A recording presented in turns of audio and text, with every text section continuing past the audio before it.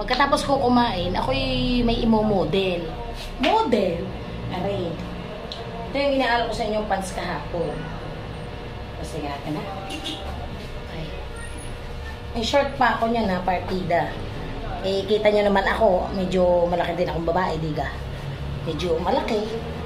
Hindi naman sobrang laki. Yan, big lang. Siyempre, ganyan siya. Kita nyo ka? Oh. Diba? Kanyari, oh. Gaganda, oh. Wait lang. Wait lang, di ba ako tapos? Siyempre, nagpalit akong damit. Model-modelan nga ako, eh. Laki ng tiyan ko, pero di halata na. Oh. Serious? Maganda rin kasi magataguan pa yan eh. Ewan ko, kakakain ko lang naman. Nakikalantiyan ko. Yan lang.